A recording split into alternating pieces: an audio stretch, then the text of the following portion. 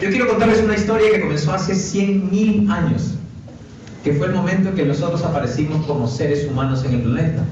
El Homo sapiens sapiens dice, según los científicos, que aparecimos hace 100.000 años. Y desde hace 100.000 años hasta 1980 más o menos, hace pocas décadas, había algo que caracterizaba todo ese periodo, y era el rol de la geografía en determinar nuestro progreso. Mira, desde que aparecimos en el planeta hasta 1980 más o menos, el rol de la geografía era fundamental para decidir nuestro progreso. Cuando comenzamos, y éramos recolectores, ¿no es cierto?, cazadores, recolectores, era obvio que necesitamos de la geografía, porque necesitábamos recolectar de los árboles del acceso directo que tuviéramos a los animales. Y por eso éramos nómadas, porque teníamos que ir persiguiendo en dónde estaban las proteínas, en dónde estaban los frutos, ¿no es cierto? Pero después, cuando se descubrió la agricultura, las cosas tampoco cambiaron mucho, porque nos volvimos sedentarios, pero era absolutamente necesario tener acceso al agua. ¿Cómo íbamos a producir? También era muy importante tener acceso a la tierra productiva. ¿Cómo iba a haber agricultura si no hubiera tierra productiva? Inclusive, hay estudios que demuestran que la agricultura en esa época, o mejor dicho, la geografía, tenía unos impactos increíbles en el progreso. Se dice, por ejemplo, que la domesticación de los animales hicieron que las poblaciones aumenten. ¿Por qué? Porque cuando tienes más proteínas, las personas se reproducen mucho más rápido, porque hay más alimentación.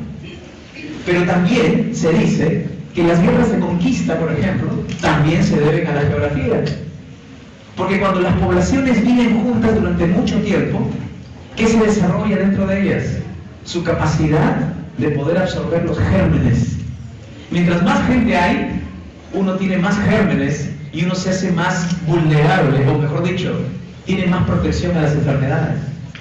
Entonces, cuando una sociedad muy grande conquista a una más pequeña, ¿qué ocurre? No la conquista por las armas, sino la conquista por las enfermedades, como lo que pasó, por ejemplo, en el Imperio Incaico, que el 80% de las personas que murieron, indígenas, no fueron a través de la guerra, sino fue a través de la transmisión de las enfermedades. Pero la geografía no termina ahí. Se dice también que la geografía es la causante de cómo la información se movía en esa época, a través de los caballos. Los caballos, por ejemplo, cuando estaban en territorio plano, era muy sencillo que transformaran información, mientras que en espacios en donde era un poco más difícil la geografía, no era así. Entonces la geografía venía influenciando mucho nuestro progreso, y muchos podrían pensar, pero ¿qué pasó en la primera revolución industrial y la segunda revolución industrial? Igual, porque lo que hizo fue que la necesidad de las materias primas hiciera que los imperios comiencen a expandirse. ¿Recuerdan esas guerras de hace 100, 200 años? Los países se peleaban por territorio, ¿no es cierto? Los países se peleaban por territorio. ¿Por qué? Porque el territorio era importante. Porque si tenías más territorio, tenías más acceso a recursos naturales, tenías más acceso al agua, tenías más acceso a una serie de cosas. ¿Cuándo cambió eso? ¿Cuándo cambió eso? Eso cambió hace muy pocas décadas, en donde por primera vez en la historia de la humanidad, por primera vez, el hombre es el que ahora determina el progreso. Si nosotros agarramos una escala, imagínense, voy a hacer un gráfico, ¿ya? Un gráfico. Este es 100.000 años antes de Cristo, la aparición del hombre. Y este es este día, hoy. En todo ese periodo vamos a graficar la acumulación del conocimiento. Es así, ¿sí? Y después da un salto increíble en los 80. Nunca antes en la historia se había generado tanto conocimiento como desde los años 80. Si agarramos todo el conocimiento que se creó desde ese año hasta el día de hoy, todo eso es mucho más de todo el conocimiento desde antes de los 80 hasta hace 100.000 años atrás. Increíble, impresionante. Ese periodo se conoce como el Antropoceno.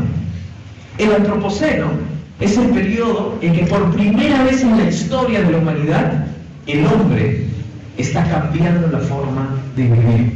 Y no lo estamos viendo solo a través de la ciencia y la tecnología, sino también el cambio climático. Hasta antes de los 80, tú podías hacer lo que te daba la gana y el planeta reproducía sus ecosistemas. Si tú tirabas la basura por la ventana o hacías lo que quisieras, el propio planeta reproducía sus propios ecosistemas. A partir de esa época, ya eso ya no ocurre. Ahora, por primera vez en la historia de la humanidad, el hombre está alterando el medio ambiente.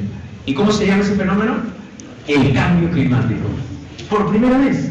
Y todo está alterando nuestra forma de vivir, nuestra forma de progresar. Entonces, ¿qué es lo más importante ahora, en esta época del antropoceno, a partir de los 80 en adelante? ¿Ya son los recursos naturales o no son los recursos naturales? ¿Ahora qué es? Las mentes. Las mentes de las personas es lo que está transformando todo a nuestro alrededor. Absolutamente todo. El conocimiento, la ciencia, la tecnología, está logrando que el día de hoy pasen cosas increíbles que no han pasado nunca. Por ejemplo, el día de hoy sabemos que los seres humanos podemos producir en desiertos. ¿Sabían eso, no es cierto? Sí. El día de hoy nosotros tenemos toda la posibilidad de producir en desierto, porque la tecnología existe. En el caso de Israel, por ejemplo, el 60% de todos los alimentos que producen, los producen en su desierto. El día de hoy podemos convertir el agua del mar en agua potable. Esa tecnología se ha descubierto hace menos de 15 años, en donde ahora los países ya no necesitan ríos o ya no necesitan lagos para poder tener agua, ni glaciares. Si estás al lado de un mar, ya puedes tener agua potable, la puedes convertir. El día de hoy se recicla el agua. Si vamos a lavarnos las manos al baño, esa agua que se va con el desagüe, la podemos volver a utilizar sin ningún problema y la podemos volver a tomar sin ningún problema.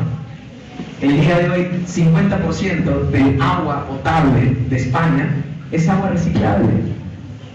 El día de hoy pasan cosas tan increíbles como que ya energía la puedes obtener directamente del sol.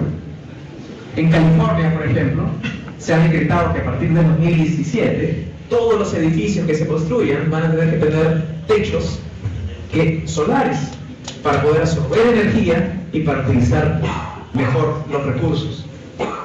El día de hoy en el mundo están ocurriendo cosas increíbles que antes solo lo solucionaba la geografía. Y el día de hoy lo que solucionan son las mentes. Las mentes. Las mentes de las personas es lo que está transformando el mundo. Y esto es un fenómeno totalmente nuevo, absolutamente nuevo. En el caso del Perú, lamentablemente, venimos décadas y cientos de años atrás creyendo que la única forma en la que vamos a progresar es descansando estrictamente en la geografía. Y eso es un error. Lo que nos ha pasado con el salitre, con el guano, con los minerales, ¿no es cierto? ¿Han escuchado esa frase que dice que el Perú es un mendigo sentado en un banco de oro? Esa frase a mí me gustaría extraerla de la mente de todo el mundo y sacárselas para que se la olviden para siempre. Porque esa frase nos ha hecho mucho daño. Esa frase nos ha hecho creer que lo más importante es el banco de oro, cuando en realidad lo importante es la persona que está sentada en el banco y que quisiera uno que fuera independiente. En 200 años de nuestra historia, nos hemos independizado de España. Pero en 200 años hemos sido incapaces de independizarnos económicamente. Porque la verdad es que seguimos siendo prisioneros de un enfoque que es el enfoque del pasado. Voy a contarles, vamos a romper una serie de mitos acá.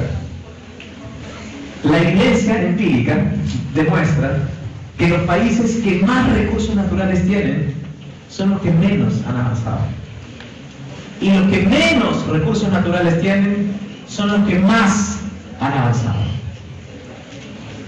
Pero eso va en contra de todo lo que nos han dicho, al menos a mí, de niño, ¿no? ¿Cuál es la explicación? La explicación es muy sencilla. Los países son como las personas.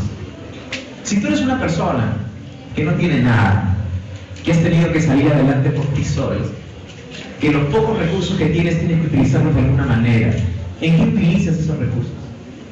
En ti mismo, en tu educación, en tu talento. Y eso te hace progresar. Cuando una persona lo tiene todo, es el hijo engreído, que está viendo televisión todo el día, sentado en el sofá, y cuando tiene hambre viene la mamá y le da el plato de comida, le trae el postrecito, si tiene sueño le pone su almohada y su cobija, etc. ¿Esa persona, ustedes creen que va a lograr en algún momento su independencia? Probablemente no, probablemente se tarde un poco. Las personas son como los países. Cuando los países tienen todo en recursos naturales, hacen poco en invertir en lo más importante, que es la mente de las personas. Y cuando no tienen mucho, la única opción que les queda son las personas. Vamos a poner ejemplos. Chile, país vecino.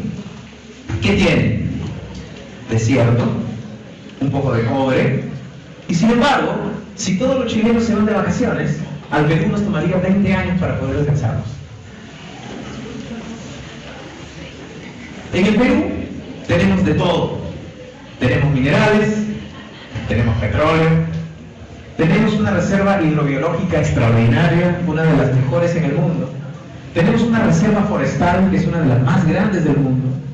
Tenemos una de las 5 civilizaciones más grandes del planeta, más importantes del planeta.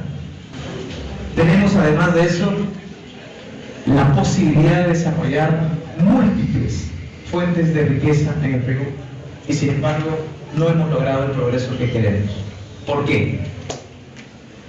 ¿Por qué eso ocurre?